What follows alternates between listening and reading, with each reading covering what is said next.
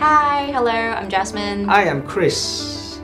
And today we're going to talk about a very good topic about youth empowerment. Women and youth actually, in line with MCA Manifestos.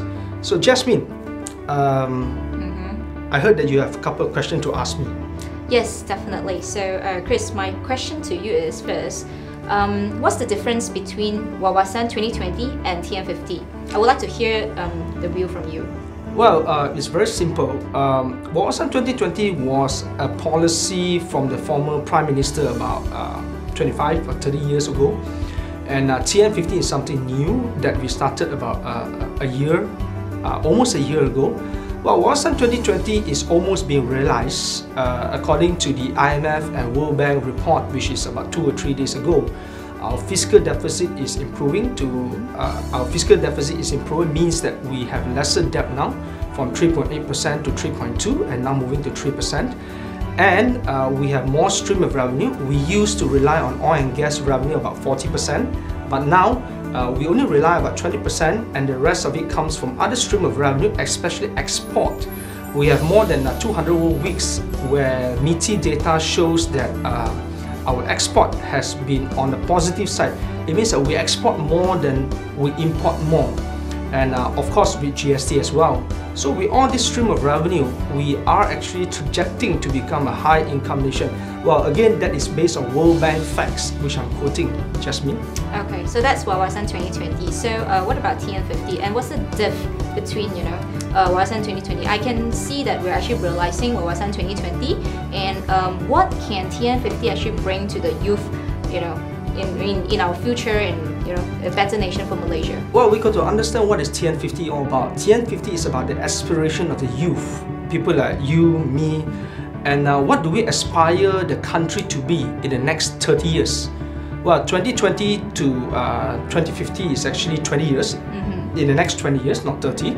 Well, what we aspire to be in the next 20 years, the youth of today, especially those in their 30s, will take over the mantle of leadership in the next 20 years. They'll be probably 50 or early 50s.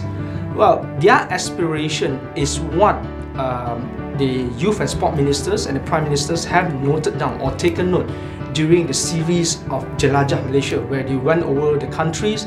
They spoke to thousands of youth, hearing their aspirations, what they want to do and how they want the country to be steered. But this can only happen with a fresh new mandate to Barisan Nasional. It is because this aspiration has not been put into policy yet. But once this aspiration has been turned into policy with a fresh new mandate for the next 5 years, I am very sure our YBKJ and even Prime Minister would be able to enact a better policy for the youth, to have a better future for them as well. For example, housing program. The youth is very concerned about housing program. So government is coming out with affordable housing. Jobs, we have so many investment coming, especially for the digital economy. So there are plentiful of jobs coming up. But for you, Jasmine, how do you see TN50 and what is your aspiration, especially as a young female and maybe 5-6 years down the road you are getting married and maybe you want to have your children, and what will your aspiration be?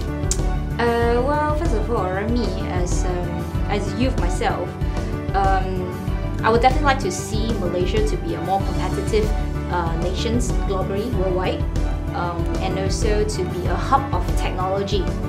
Malaysia to be a hub of technology where we can actually connect ourselves, our business, and a lot of platforms that we do together with some other countries as well. So when we actually bring Malaysia out of our own country and to connect with some other countries, that's how we actually get to globalize our businesses and globalize our mindset, our people, and not just focus our youth in just Malaysia itself, but we can also bring the youth and also those who are actually interested in business and also very entrepreneur-minded people to bring them out to actually expand whatever we can from Malaysia to other countries.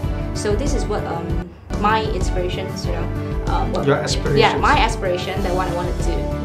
Well, Jasmine, I'm going to ask you one particular question about women empowerment in the manifesto of MCA, and how does women fare over the last 5 years? Why am I not surprised that you'll be asking me this question about women empowerment? First of all, as we can see in the past 5 years in our country, we can see that a lot of important position has been filled by women in the GLC companies in Malaysia. And of course, as a female myself, I would like to also see more new mandates, which we are trying to fill in more important position for women in the private sectors as well. And we know that right now our Prime Minister Najib Razak has implemented a few very good policy actually for the women, like for example the 90 days pregnancy.